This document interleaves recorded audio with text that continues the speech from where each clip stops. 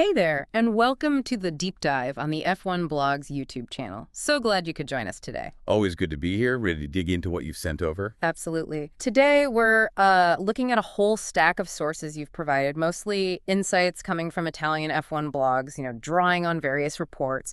We're diving deep into all the rumors, the intense pressure, it seems, surrounding the Ferrari F1 team. Yeah, and specifically focusing on Fred Vasseur, team principal, his position, and also what happened in those, well, pretty chaotic Canadian Grand Prix practice sessions we just saw. Exactly. It's quite the setup for a weekend that everyone knew was going to be critical anyway. So our mission today is to sort of unpack what all these different pieces are telling us. What's the real story behind this pressure on Vasseur? How does the team's performance actually stack up against last year at this point? Right, and what's the mood like? Yeah. Inside the team with the drivers, that's always crucial at Ferrari. And what can we really learn from those first practice laps in Canada? Or maybe, more importantly, the lack of laps for one driver.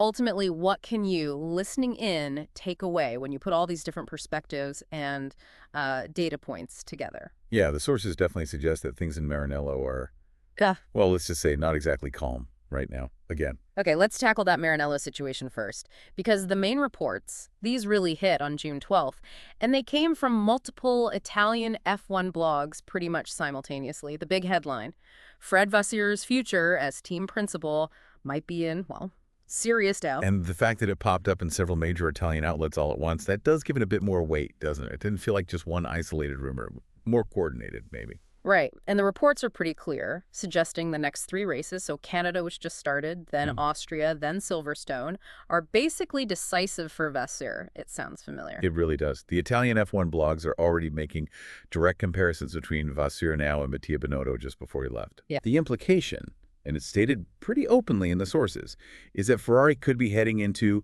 another period of big transition. Another period of transition. That phrase just seems to hang over Ferrari, doesn't it? But look, before we get deeper into why the pressure's on, let's do a quick reality check on the performance numbers. The sources give us a really stark comparison. This year, 2025, versus the same point last year after 9 races. And these numbers, well, they really show that Ferrari's lost quite a bit of ground competitively. I mean, get this point in 2024, they had 9 podiums. That's 1 per race, basically. Okay. And this year? Just 3. Wow, a third of the podiums. That's a big drop in just finishing consistently near the front. And wins. 0 Sunday wins this year, compared to 2 by now in 2024, Sainz in Australia, Leclerc in Monaco. Okay, so Hamilton did get that sprint win and pole this year. The sources note that, but yeah, 0 proper Sunday wins or poles. Exactly. And the points difference might be the most telling stat. 252 points in 2024 versus 165 now in 2025. That's 85 points less. Ouch. Yeah, an 85-point gap. The sources are kind of scratching their heads, asking how they're still second in the Constructors' Championship with that kind of drop-off. Yeah. It probably says something about the inconsistency behind Red Bull, too. What the sources also highlight is this noticeable shift in atmosphere and in Vasseur's public demeanor. Last year, he seemed a bit more relaxed, maybe more approachable. This year, they describe him as much more serious, giving longer answers, maybe a bit more guarded. There's this sense of procrastination mentioned, like they're not finding clear fixes quickly. Yeah, the F1 blogs quote sources talking about a deep internal disappointment. I mean, that phrase alone tells you a lot about morale, doesn't it? And the gap between what they expected for 2025 and what's actually happening. And this disappointment, it's linked directly to specific things. The sources criticize personnel moves, technical decisions. Exactly. There's a list of reasons cited for the discontent with Vasseur's management, like losing Laurent Mekissi, the sporting director, to Racing Bulls back in 23.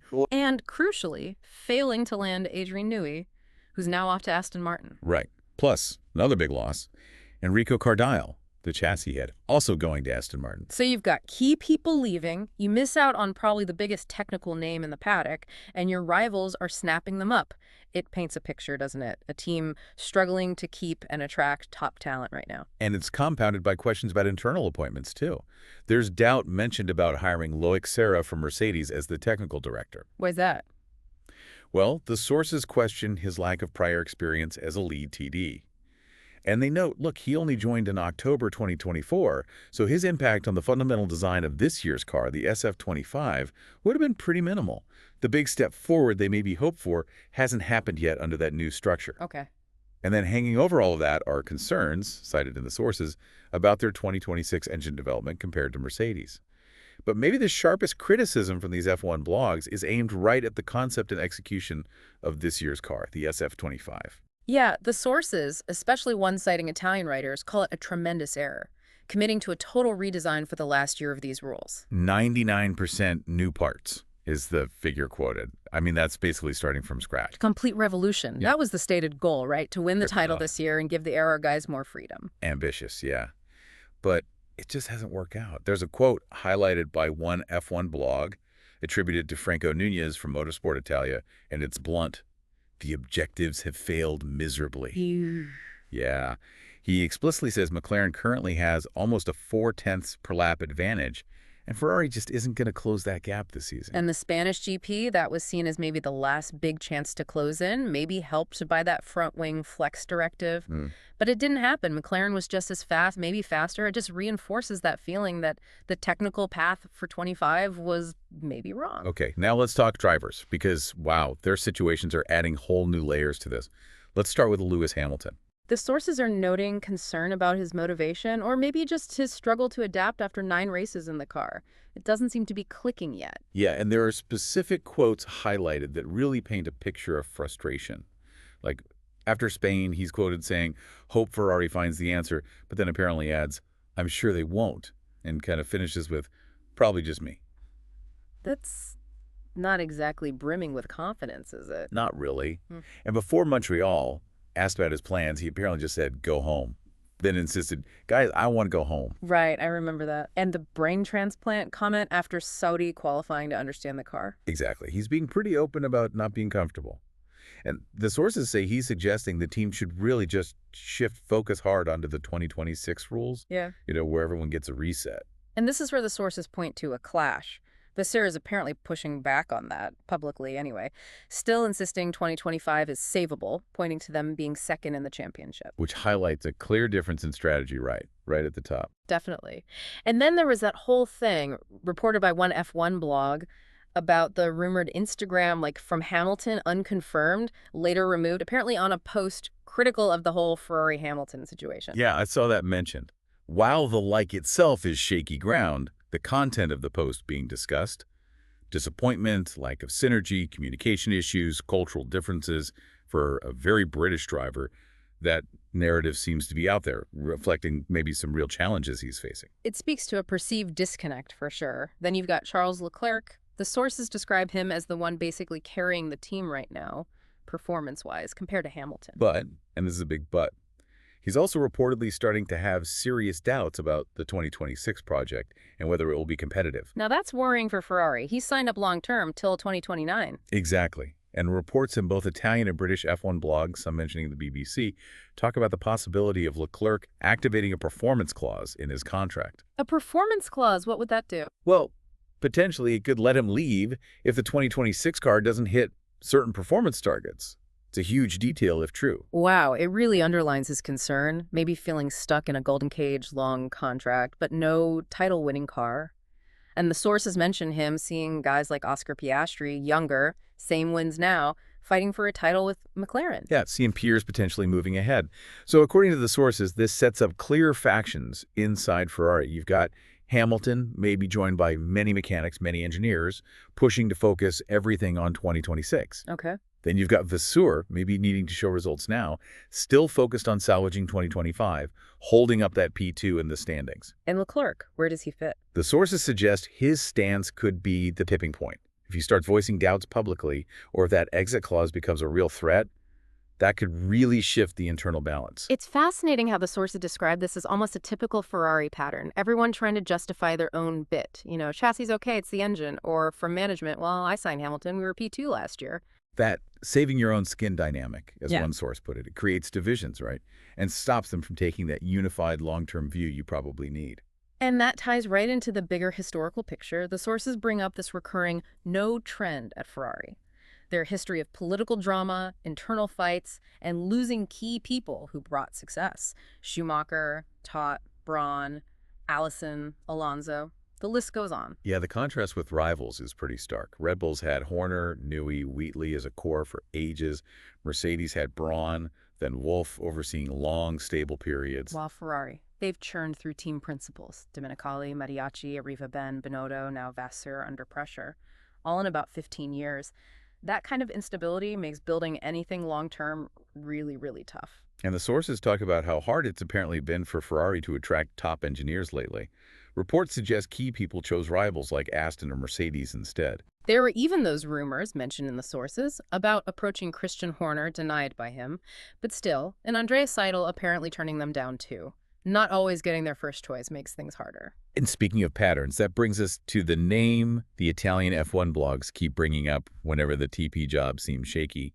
Antonello Coletta. Right, head of their very successful endurance and WEC program. Yeah, his name popped up in 2015, 2020, 2022, whenever there was pressure on the F1 leadership. So the sources wonder, is that just coincidence? Or is it a coordinated way to apply pressure, floating a successful internal alternative? It's hard to say, but it leads into that big picture criticism you find in the sources. This argument that running Ferrari with Italians or the Italian way doesn't quite work for modern F1. And to be clear, the sources frame this not about nationality, but about the culture. This perceived inability to prioritize a difficult long-term rebuild over immediate results and good headlines. Exactly. The sources say what's needed is to basically stop the machines, reconfigure everything, except you'll be in a hole for 5 years while you fix the underlying issues. And they point out, look, other teams have done it. Williams, Aston Martin, Mercedes before the hybrid era, McLaren now. They've accepted that painful process. But, according to these reports, the internal culture at Ferrari, the pressure from the fans, the tifosi from John Elkann at the top, the sheer weight of the prancing horse history. Yeah.